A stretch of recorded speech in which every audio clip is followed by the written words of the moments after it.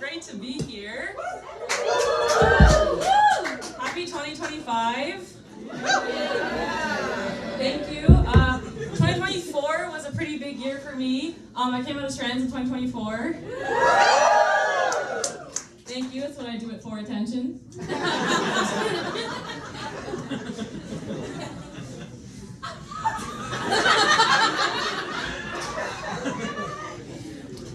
Before I came out as trans, I looked up ways to come out as trans, on the internet. I read about this one guy he got all of his friends over and made this cake, and the layers of the cake were like blue, white, and pink, like the colors of the trans flag. I read about another guy he was sitting with his mom and he had this bag of chips, and he turned around to the nutrition facts and pointed to where it said trans, by trans fat. And was like, I'm this. And his mom was like, you're fat? I read about this guy who went up to his extended family and just said, can I be frank with you all?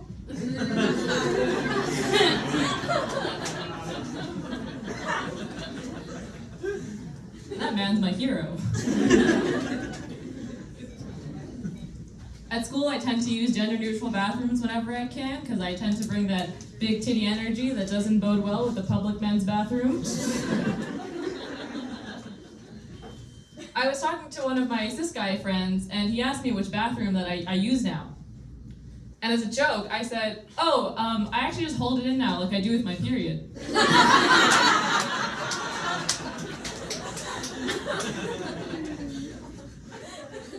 And he completely believed me. This was the same guy who thought that women shouldn't be allowed in space, because if they got their period, it would go up. Like a lava lamp.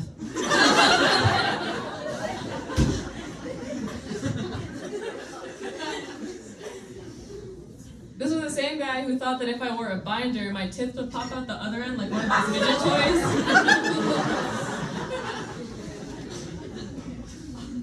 Which I know is untrue, but also being transmasculine in this political climate means that you are perpetually witless, titless, and scared shitless.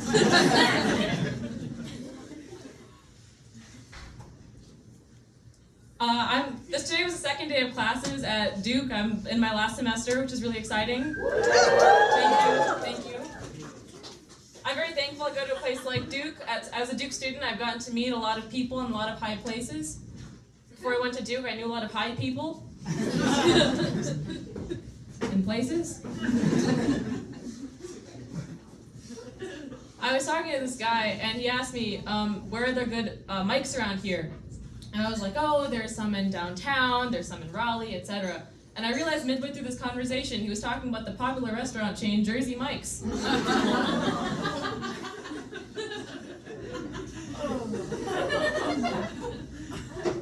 I thought to myself, what level of social caliber do you have to be on first name basis?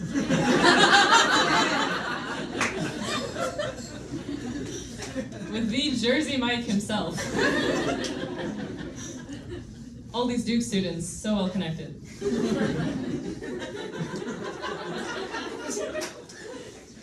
Before I came out as trans to my parents, I came out as gay, and before I came out as gay, I had to come out as no longer pre-med. It's a journey, it's a 3-step process. And it was my freshman year, and I was on the phone, and I was crying. I said, I'm dropping out of pre-med. And there was a long pause on the phone. It was tense. And then my dad simply said, oh, thank God, you would have been a shit doctor.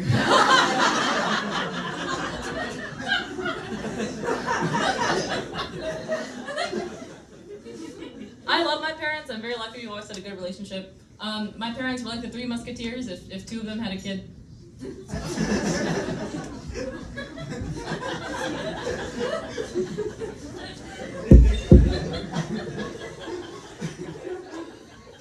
I was at home for a break, and I hadn't talked to my dad much since coming out. And the first couple of days of break, we had a lot of extended family over, so it was super busy. And, there were a lot of things that we had to talk about because there were a lot of questions that he had that I've been too scared to ask. So we're sitting on the couch in silence, and I was like, hey, we haven't talked. And he was like, do you want to go to Costco?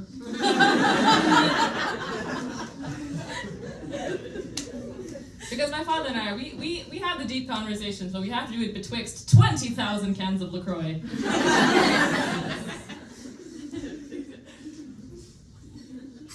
Also, before I came out as trans, I did drag, which was exciting. Thank you. If you ever see someone named Hypermanic on a drag lineup, I'm so sorry.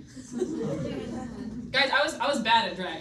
I don't even mean this in a deprecating way. Like I did lip sync battles and stuff like that. And has 3 of the Triangle's most famous drag queens ever called you too much?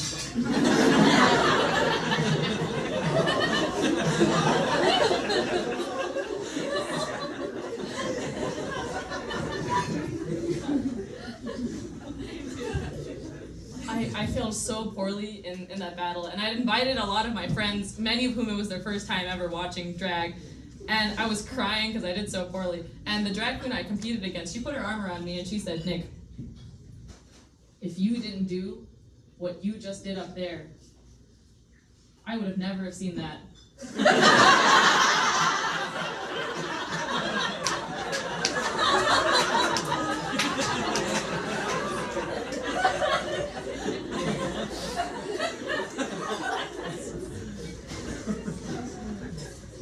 Drag was never something I thought I'd have in the cards for me. You know, the hottest thing anyone ever said about me was one time I went to an open mic and this guy came up to me and said, you look like Indian John Oliver.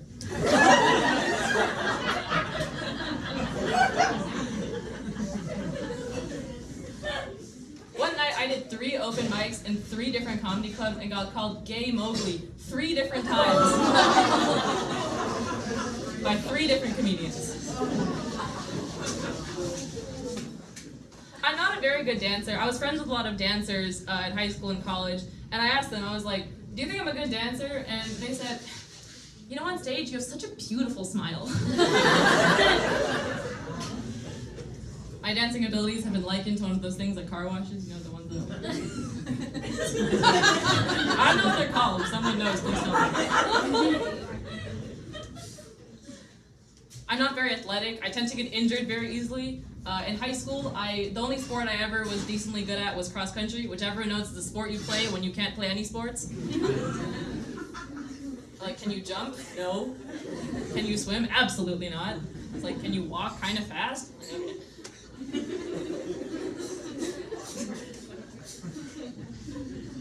I was in cross country, but it kind of sucked because all my friends were long distance.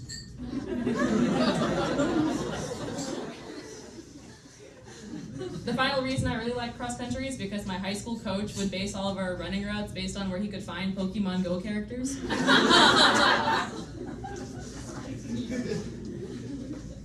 We'd be like in a neighborhood and he's like, hey, let's turn straight into the forest. I have a quest. But yeah, I'm not athletic. I also tend to get injured very easily. I recently found out I have scoliosis. Did anyone here have scoliosis? Thank you for raising your hands. Highlights the unevenness of the shoulders.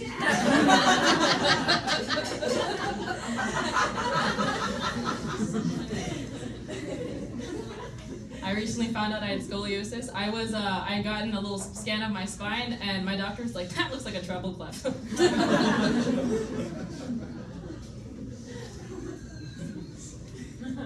As a result of scoliosis, you know, I dealt with a lot of chronic pain. Like my freshman year of college, I had really bad knee pain for a long stretch of time, and I couldn't walk, I couldn't climb upstairs for months. And I thought I had a meniscus tear because, you know, you look at WebMD and that's what all the symptoms point to. And I got an MRI of my knee, and it came back all negative.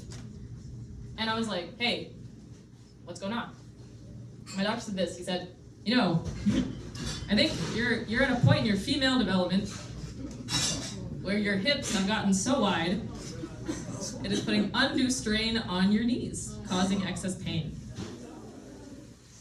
And I said, are you telling me I have a fat ass?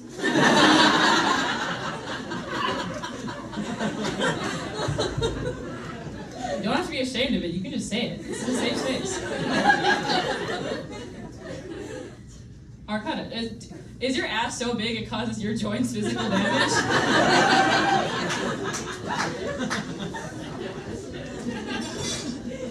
Do you have so much junk in your trunk that the car won't start?